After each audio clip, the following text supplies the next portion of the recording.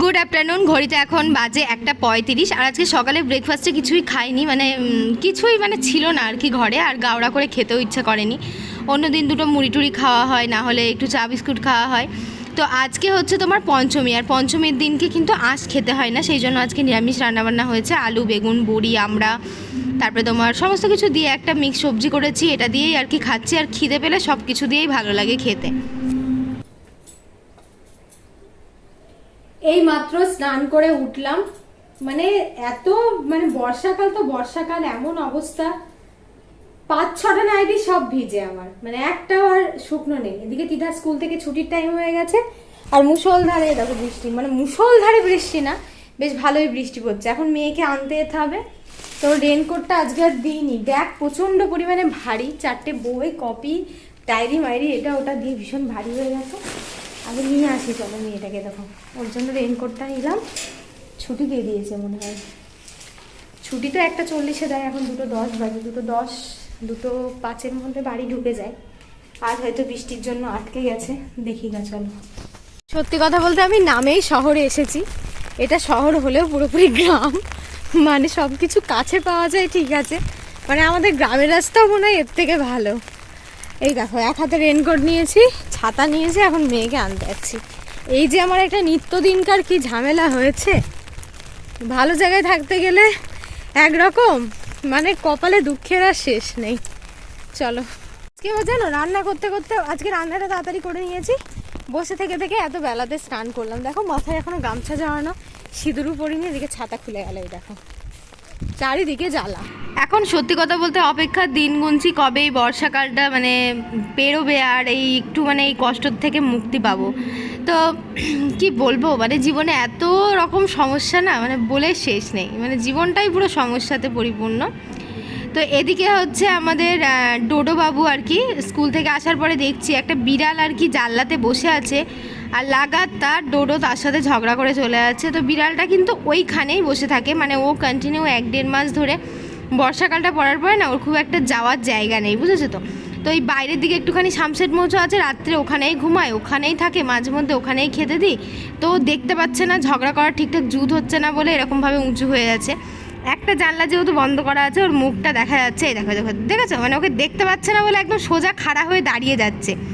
তো আমি মনে মনে ভাবছি, দাঁড়া তোকে এবারে এর উপরে তুলে দেবো, ওকে চেপে ধরে, এই যে গ্যাসটা আছে দেখতে পাচ্ছ, এখানে তুলে দেবো। আর এই দেখো এই বিড়ালটা, এই যে এটার সাথে ঝগড়া করার জন্য, সত্যি কথা বলতে কি বলো, মানুষই হোক আর পশুই হোক, যখন সে বাড়িতে থাকে, একাকিত্ব, দেখবে যখন বাড়িতে একটা বাচ্চা থাকে আর একটা বাচ্চা যখন হঠাৎ করে আসে, সেই বাচ্চাটা কিন্তু একটুখানি অ্যাডজাস্ট করতে টাইম লাগে। প্রথমে মনে করে একটু হিংসুটে ভাব করে, মারে ধরে, এরকম একটা ব্যাপার।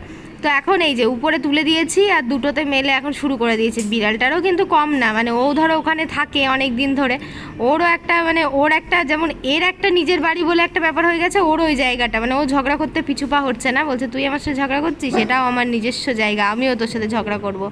ওই জন্য দুজন মেলে এখন লাগাতারভাবে ঝগড়া শুরু করে দিয়েছে। এই যে এটা হচ্ছে আমাদের ডোডো, কিন্তু ডোডো নিচ থেকে যতটা পরিমাণে চেঁচাচ্ছিল, খ্যাক খ্যাক করছিল, উপরে উঠে কিন্তু আরও ততটা পরিমাণে পাচ্ছে না। ওই দেখো, এই দেখো, হ্যাঁ এটা আমারও একদম ভিটে বাড়ি, তোর একার ভিটে বাড়ি নাকি, এটা আমারও ভিটে বাড়ি, সমান অধিকার আছে। এখন অধিকারের লড়াই চলছে দুজনের মধ্যে, বুঝতেই পারছো। বিড়ালটা হচ্ছে তোমার কিছুদিন আগে সামনের বাড়ির যে দিদিরা আছে ওদের বাড়িতেই হয়েছিল, দুটো বাচ্চা হয়েছিল। তারপরে ওর মাটা, ওই হয় না বাচ্চারা বড় হয়ে গেলে মাগুলো কোথায় যেন হারিয়ে যায়। আমার বাপের বাড়িতে বিড়াল ছিল, সব একদম দলবদ্ধ হয়ে থাকতো, কিন্তু এখানে আবার সব আলাদা আলাদাভাবে ভাগ হয়ে যায়। তো যাই হোক, আজকের ভিডিওটা এই পর্যন্তই ছিল, আবার কালকে সকাল থেকে ভিডিওটা স্টার্ট করবো। আগের দিন জানো কোনো ভিডিও দিইনি, তো আজকে রেডি হয়ে চলে যাচ্ছি বাপের বাড়ি। আর বাপের বাড়ি আমাদের বাড়ির কাছে একটা রাঘবেশ্বর মন্দির আছে, যেমন তোমরা শুনেছো তারকেশ্বরে যেমন জল ঢালা হয়, ওখানেও শ্রাবণ মাসের শেষ সোমবারে জল ঢালাতে প্রচণ্ড পরিমাণে অনুষ্ঠান, ধুম, আর প্রচুর লোক, হাজার হাজার লোকের ভিড়। যেটা আমি ভাবলাম, আগের বছর ভেবেছিলাম যাব, কিন্তু আগের বছর তোমরা জানো আমার পায়ের কেডি আঙুলটা ভেঙে গেছিলো, তার জন্য আমি যেতে পারিনি। এই বছর তিথা প্রচণ্ড পরিমাণে বায়না করছে, মা চলো চলো চলো, তো ভাবলাম শনিবারে আজকে স্কুল ছুটি, তারপরে তোমার রবিবারের দিন জল ঢালা আমাদের শুরু হয়, রবিবারে সব জল আনতে যায়, আর রাত্রি 12টার পর থেকে গেট খুলে দেয়। সোমবার গোটা রাত 12টার থেকে শুরু হয়, পরের দিন একদম জল ঢালা হতেই থাকে, এরকম ব্যাপার। তো ট্রেনটা বহরমপুরে মানে কাশিমবাজারের পর থেকে ভীষণ ভিড় ছিল। তারপরে তোমার যখনই ওই ইয়েটা আসলো, ওই বেলডাঙাটা আসলো, বেলডাঙাতে কিন্তু পুরো ট্রেন একদম খালি হয়ে গেল, মানে আর ট্রেনে ভিড় নেই।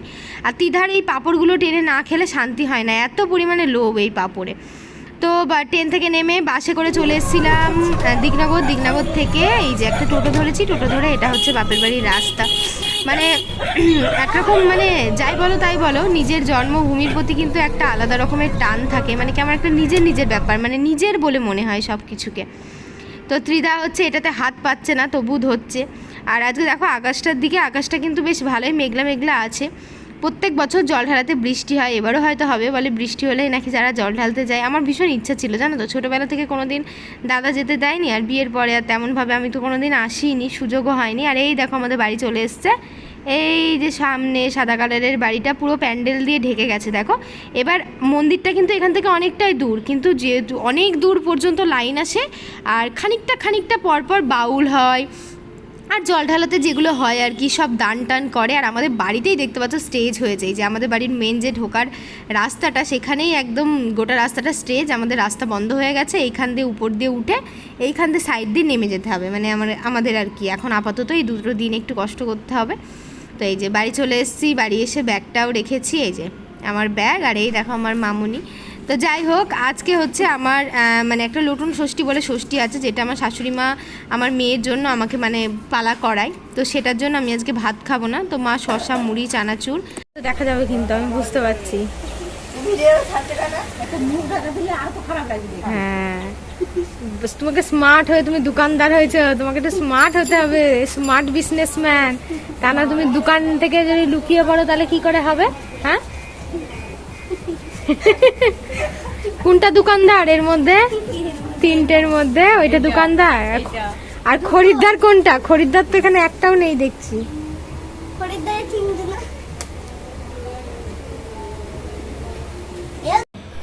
তো বিকেলে বান্ধবী এসেছিল, আর বান্ধবীর সাথে একটুখানি ঘুরতে বেরিয়ে পড়েছিলাম। এটা হচ্ছে বান্ধবীর মেয়ে। আর তিধা জানো তো ছোটো বাচ্চা কাচ্চা প্রচণ্ডভাবে ভালোবাসে, মানে ছোটো বাচ্চা কাচ্চা দেখলে ওর আর সহ্য হয় না, মা আমার কোলে দাও, আমার কোলে দাও।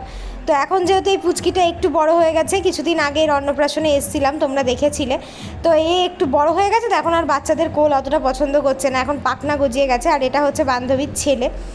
তো আমরা হচ্ছে একটু বাজারের দিকে এসেছিলাম, মানে বাজারে আর কি ঘুরতে এসেছি, যে মন্দিরটা কেমনভাবে ইয়ে করছে সব কিছু আর কি দেখা হবে। তো মোটামুটি অনেক জায়গায় প্যান্ডেল হচ্ছে, বাউল হচ্ছে আর কি। আর এদিকে হচ্ছে তোমার আমার বান্ধবীর আবার হঠাৎ করে পান খেতে ইচ্ছা করেছে, আমাকে বলছে তুই খাবি? তো সত্যি কথা বলতে পানের নেশাটা আমার নেই, আর পানটা মানে খেতেও আমার ইচ্ছা করে না, মনে হয় যেন একটা অভ্যাসে দাঁড়িয়ে যাবে, মানে যেসব জিনিসগুলো একটা নেশার জিনিস না, সেগুলো আমার সত্যি কথা বলতে খেতে কোনো ইচ্ছা করে না। তো ভাবলাম পানটা সাজাচ্ছে মিষ্টি পান, তো চলো দেখি কেমন। প্রথমে একটু চুন দিল, তারপরে খয়ের দিল, খয়েরে যেটা আর কি লাল হয়, তারপরে অনেক রকম দেখবে মিষ্টি পানে এক রকমের পারফিউম দেয়, তারপরে হচ্ছে মশলাপাতি দেয়, ভীষণ ভালো লাগে। মানে আমার বান্ধবী বলছে এত ভালো লাগে, আমার তো একদম মানে জীবনটা মনে হয় প্রাণের মধ্যেই, মানে পানের মধ্যেই লুকিয়ে আছে। আমি বললাম লাস্টে কি এককালীন দেখবি এক একজন পান খেতে খেতে পুরো একদম দাঁত গোটা মুখ পুরো একদম সেই মানে পানে আমার মনে হয় মুখের স্বাদটাকেই নষ্ট করে দেয়। জিভের যে আমাদের অ্যাকচুয়ালি খাবারের যে স্বাদটা যারা কন্টিনিউ খায় তাদের আমার মনে হয় না জিভে কোনো স্বাদ থাকে বলে, এটা অনেকে বলেছে, আমি জানি না কতটা সত্যি।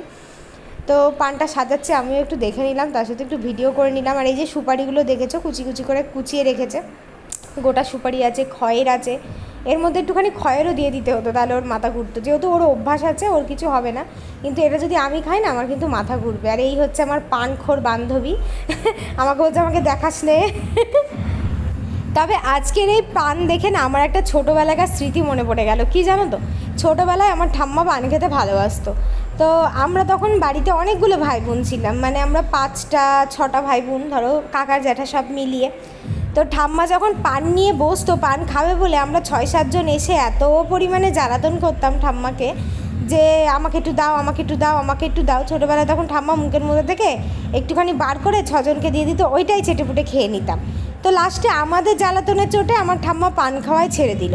মাঝে মধ্যে যখন দোকান থেকে আমাকে পান কিনে আনতো, ওই যে পানের মধ্যে দেখবে একরকমের লাল লাল জেলি জেলি টাইপের কি দেয়, ওটা আবার দোকানদার কাকুকে চাইতাম, কাকু চিরঞ্জিতকে পাঠাবো দেখি দেখি মারে মা হায়ের মধ্যে ভরে দিল রে,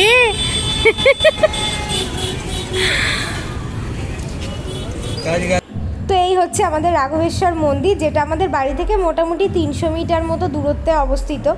প্রচণ্ড পরিমাণে ভিড় হয়, মানে রাত 12টা হলেই গেটটা খুলে দেয়, কারণ তারপরে যদি রাখে তাহলে আর মানে আটকে রাখতে পারবে না, এত পরিমাণে ভিড় হয়।